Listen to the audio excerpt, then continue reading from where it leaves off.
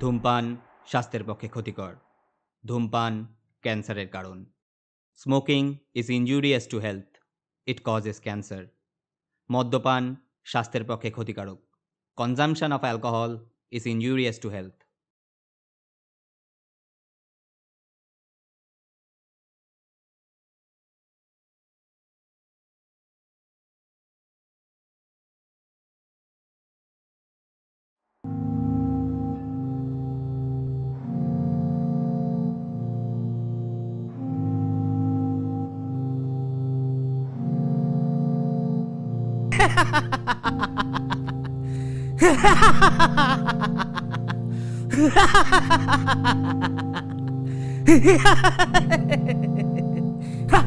কি এভাবে দেখে অবাক হচ্ছেন তো?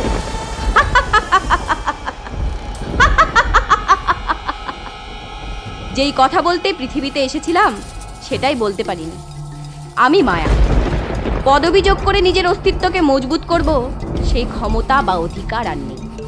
কারণ রাষ্ট্র আমার শরীরকে চিবিয়ে চিবিয়ে খেয়েছে। আমার জীবনের শেষ সম্বলটুকু কুচি কুচি করে কেটে রান্না করেছে তাদের বেআইনি দপ্তরে। প্রজন্মের জীব লক লক করা লালা যেন আমাদের দিকে ধেয়ে আসে সুস্বাদু শরীরকে চেখে দেখবার জন্য। জানালার জ্যোৎস্নার আলো তাই দেহের কাফন হিসেবে কাজ করে। জীবনের শেষ সুযোগটুকু তাই বইয়ের পাতার বাইরে গিয়ে খুঁজি অন্ধ রাষ্ট্রের মাটির ঘর। ঠিক তখনই 12টা বাজে। Tick tick tick tick tick tick শব্দ যেন সব চিৎকার, সব গর্জন, সব হাহাকার দমিয়ে দেয় আস্তে আস্তে। এদিক ওদিক সব দিকেই যেন না লেখা ফাঁসির অর্ডার। ঠিক তখনই চোখ খুলি। নিজের ছোট্ট হাতটিকে দেখি মজদুর বাবা মায়ের হাতে ঘুমাতে। শুনুন, আমাদের নাম, যোগ্যতা, পরিচয় সবকিছু কিন্তু ওই কাগজের মধ্যেই সীমাবদ্ধ। রাষ্ট্র কিন্তু আলাদা করে কিছুই জেনে না। তাই বাধ্য হয়ে বার্থ সার্টিফিকেট, হায়ার সেকেন্ডারি বা MA মার্কশিট আস্তে আস্তে পুড়িয়ে ফেলছে। কারণ যেভাবে তারা আমার যোগ্যতাকে আগুনে পুড়িয়েছে কিছু টাকার লেনদেনে, ঠিক সেইভাবেই পুড়িয়ে ফেলছে। দেখতে পাচ্ছেন আমার বার্থ সার্টিফিকেট? কিন্তু যেই কথা বলতে পৃথিবীতে এসেছিলাম সেটাই বলতে পারি। দেখুন এই কাগজ যেন তাই নিরুপায় হয়ে আগুনে ঝাঁপ দিচ্ছে। দেখুন আস্তে আস্তে ঝলসে দিচ্ছে নিজের সমস্ত শরীর। রাত কান্না পাচ্ছে, কারণ আমি তাদের শাস্তি দিতে পারি। চোখের সামনে দেখছি আমার বাবা মায়ের হাড় ভাঙা খাটনির টাকায় গড়ে তোলা আমার পরিচয় ক্রমশ পুড়ছে। আমার এতদিনের পরিশ্রমের ফল দেখছি, সমস্তটা দেখছি, কিন্তু আমার যেন কিচ্ছু করার নেই, বলার নেই। কারণ তাদের ফাঁসির কাঠে ঝোলাবার ক্ষমতাও নেই। এইভাবে আগুন জ্বলছে। কোথায় গেল আমাদের সংবিধান? কোথায় গেল আমাদের ন্যায়দাতারা? তাই কথা জমাট বাঁধছে ভেতর ভেতর। আগুন যেন মহামারীর মতন ছড়িয়ে পড়ছে আমার নাম্বারগুলিকে লাশ করবে বলে। কিন্তু কিছু বলার নেই, কারণ বললেই তো মুখে সেলাই করে দেবে। কারণ তাদের প্রচুর ক্ষমতা, তারাই আসন, তারাই সিংহাসন। তাই ক্রমশ ক্লান্ত শরীর হাঁপিয়ে গেছে রাস্তা পার করতে করতে। ভিতরের সব কথা, সব যন্ত্রণা যেন কোমায় থাকা রোগীর মৃত্যু আকাঙ্ক্ষার মতো হয়ে গেছে। তবুও বলবো, লাথি মার ভাঙড়ে তালা, যত সব বন্দিশালা, আগুন জ্বালা, আগুন জ্বালা।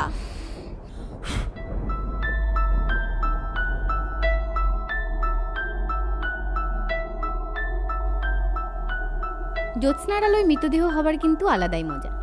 সব রং ফিকে হয়ে আসে। আগুন কিংবা মাটি যেন স্পর্শের জন্য অধীর আগ্রহে বসে থাকে।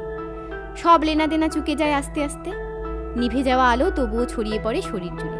মরা মানুষ সব সময় কিন্তু একটা সময়ের মধ্যে আবদ্ধ থাকে। বারবার চেষ্টা করলেও সেখান থেকে বেরোতে পারে না। তবে সময় কিন্তু বদলায় না। আবার সূর্য ওঠে, মাকড়সার জালে আটকা পড়ে যায় তার সমস্ত শক্তি। ক্রমশ 12টা বাজে। আমি দুঃস্বপ্ন দেখি, প্রচণ্ড ভয় পাই। আগের রাতে সব পুড়ে যাওয়ার সাথে সাথেই যেন আমার শরীরে সব ক্ষতচিহ্ন উধাও। কি অদ্ভুত তাই না? সবকিছু কেমন অদ্ভুতভাবে মুছে যায়, কর্পূরের মতো উবে যায় আস্তে আস্তে। এটাই কিন্তু বারবার হয়ে আসছে। দগ্ধ রাত দুঃস্বপ্নের মতো, ঘুমিয়েও শান্তি নেই। আসলে নিজের হারানো নামে সূর্যের আলো মুখের মাঝে অন্ধকার ঘনিয়ে নিয়ে আসে। অবশেষে আস্তে আস্তে চোখ খুললাম। কি দোষ ছিল আমার? নিজের জন্য শেষবার লড়াই করাটাই কি আমার অপরাধ? আমি তো বাঁচতে চেয়েছিলাম, খোলা হাওয়ায় নিঃশ্বাস নিতে চেয়েছিলাম, এক পা করে এগোতে চেয়েছিলাম, কিন্তু অবশেষে কি পেলাম? করাপশন আর রেপ। আসলে এখন ভালো ভগবানও নেই, না হলে সব কিছুর বিচার হতো, আমিও জীবনটা ফিরে পেতাম। কত কিছুই না বলার ছিল, কত কিছু করার ছিল, বলা হয়ে উঠল, করতেও পারলাম না। এই বোধ নিয়েই পৃথিবীতে শেষ পায়ের ছাপ দিয়ে যেতে হলো। বড়ই অদ্ভুত, তাই না? আমার চেহারা আগের মতন হয়ে গেল, কোনো চিহ্ন নেই, ময়লা দুর্গন্ধ নেই, সব কিছু জ্বালিয়ে দেওয়ার আগুনও নেই, শুধু চোখের কোণের জল আমার শেষ কথাটুকু বলে যাচ্ছে। এই কাহিনী কেউ শুনবে? কেউ কি আমায় বোঝার মতন করে বুঝবে? আমি যে বড্ড ক্লান্ত, ঘুমাতে চাই, কারণ ঘুমের মাঝে মৃত্যুর মতন শান্তি আছে। ঘেন্না হচ্ছে আয়নায় নিজেকে দেখে, নিজেকে ছুতেও যেন ঘিন ঘিন করছে। কিন্তু কি অদ্ভুত, আমার শরীরের অংশে যেন আর কোনো দাগ নেই, কোনো প্রমাণ নেই, সব ছায়ার মতো উধাও। কিন্তু এই আমাকেই তো তারা বিচ্ছিরিভাবে শোষণ করছিল। কোথায় গেল সেই বাস্তব? কোথায় গেল? আয়নায় নাকি সব আটকা পড়ে থাকে? তাহলে ছুঁয়ে দেখা যাক আসল ঘটনা। কোনটা সত্য, বাস্তব নাকি গল্প?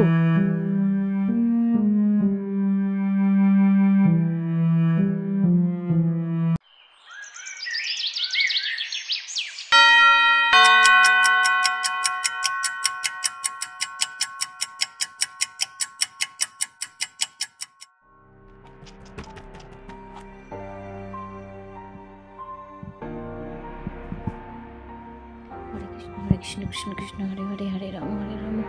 কেউ আসছে না, অনেকক্ষণ তো এসেছি, অনেকটা সময় হয়ে গেল। এটাই এক্সপেক্ট করেছিলাম বাড়া, আগে এসে বসে থাকবে। যে নতুন ডিস্ট্রিক্ট পূর্ব এবং পশ্চিম বর্ধমান, এটা ধরতে পারি। বাবা অলরেডি কথা বলে রেখেছে, কিন্তু মার্কস র্যাঙ্কিং দুটোই তো অনেক বেশি আমার থেকে। তবে চাকরিটা হয়ে যেতে পারে আমার। যাই হোক সব ভাববো না, পরে গরমও লাগছে বাড়া, আর ভাল লাগে না। হ্যাঁ, আর কি ধরতে পারে? না, সবই তো পড়েছি। যাই হোক, দেখি কেন আসছে না, এখনো কেউ আসছে না। ডাকবে আমাকেই তো, আগে ডাকবে। এই গৃহবর্তার সাথে একটু কথা বলে দেখবো। Hi, I Rohit. নমস্কার। God knows who came in to find a government job. Such a useless people. ডাকুন প্লিজ, আমাকে ডাকুন। এখানে রোহিত ঘোষাল কে আছে? আমি স্যার। আপনি আসুন। স্যার, হ্যাঁ, আমার নাম লিস্টে অনেক আগে ছিল।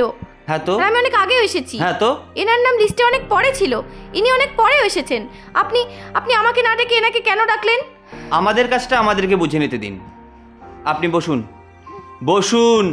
এটা অফিস, আপনার বাড়ি না। বসুন, আপনি আসুন, আসুন। হ্যাঁ স্যার, চলুন চলুন।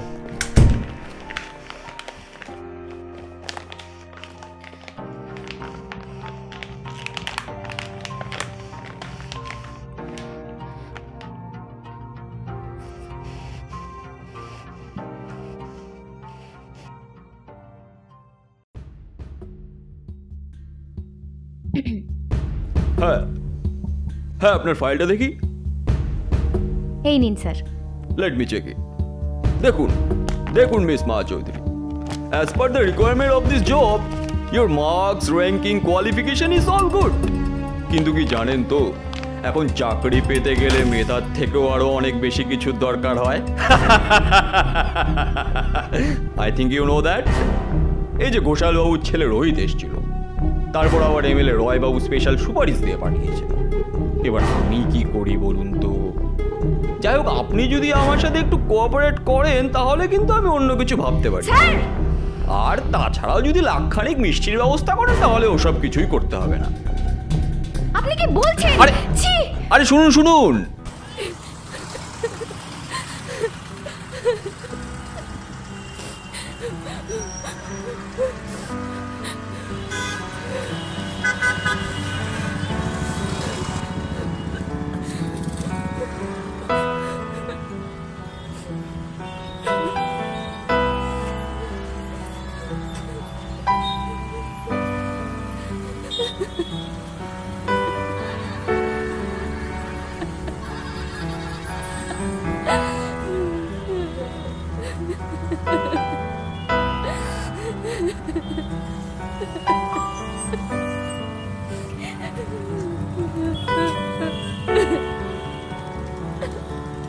এভাবে অবাক হবেন না, প্রতিনিয়ত এই ঘটনাই ঘটে চলেছে। আমি কে, কেনই বা এই কথা বলছি সেটা ভেবে আশ্চর্য হচ্ছেন তো? অবাক হবেন না। আমি শহর, আবার আমি সমাজ। আমার বুকেই প্রতিনিয়তই জোচ্চুরি, গুন্ডামি আর দুর্নীতির অজস্র যানবাহন চলে। প্রত্যেকেরই এই সাদা কালো ধোঁয়ায় আমার ক্ষতি হয়, শহরের ক্ষতি হয়, সর্বোপরি মানুষের ক্ষতি হয়। কিন্তু আমি চাইলেও যে আলাদা হতে পারি না। এরা এমনভাবে বানিয়েছে এই অসত্যের অট্টালিকা, যা চাইলেও আমি ভাঙতে পারবো না। কারণ এদের মাঝে আমার শহরের মানুষেরাই জড়িত। কাকে শাস্তি দেব? কাকে? এই যে মায়া, তার শেষ সুযোগ ছিল এই চাকরি। উপযুক্ত নাম্বার, র্যাঙ্কিং, কোয়ালিফিকেশান সবটাই ছিল, কিন্তু অবশেষে কি পেল? আর আমরাই বা তাকে কি উপহার দিলাম? লজ্জা হয় না? ঘেন্না হয় না? থুতু ছেড়ে দিতে ইচ্ছে করে না? করে, কিন্তু পারেন না। আসলে আমরা করতে করতে অন্যের ন্যায় বিচারের অধিকারে আঙ্গুল তোলা আমরা প্রায় ভুলেই গেছি। তাই ক্রমশ চাপা পড়ে যাচ্ছি আলোর নিচে। তাই অন্ধকার রাজত্ব করছে।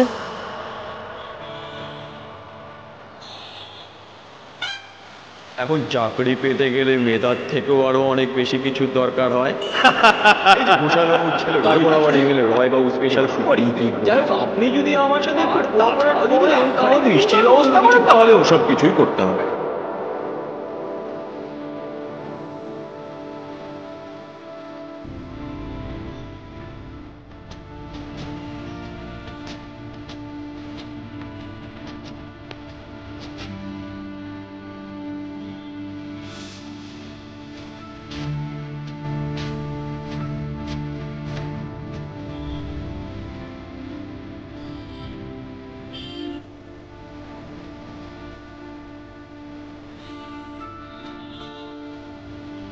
এই শহরে রোজ সন্ধ্যা নামে, চিঠি আসে ক্রমশ নগ্নতার খামে। সভ্যতার প্রথম জ্বালানো আগুনে এখন প্রতিটি শহর জ্বলে। মানুষের মিছিল ক্রমশ জোনাকির নিভে যাওয়া আলোয় হয় অন্ধকার। দেখতে দেওয়া হয় না, বলতে দেওয়া হয় না, চুপ। সবাই চুপ করে থাকে। নগ্নতার নতুন দেশে নারী আজও অসহায়। দুর্নীতির দুনিয়া চিঠি পাঠিয়ে বলে, তুমি বাতিল অর্থের দাড়িপাল্লার ওজন না মাপতে পেরে তোমার যোগ্যতার ওটাই খামতি।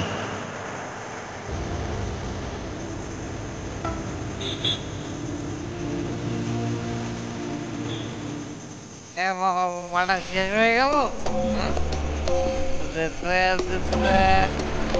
दो बूंद मुझे भी पिला दे शराबी, देख फिर होता है क्या।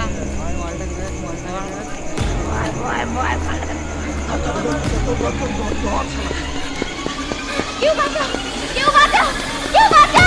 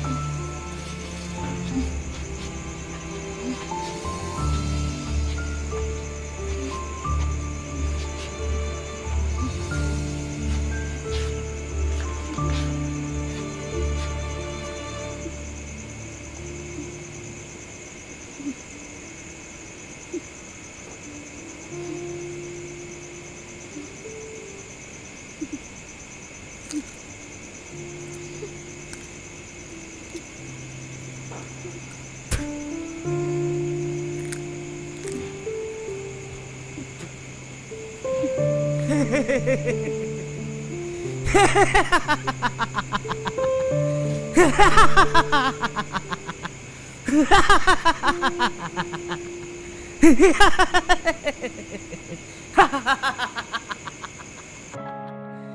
ha ha!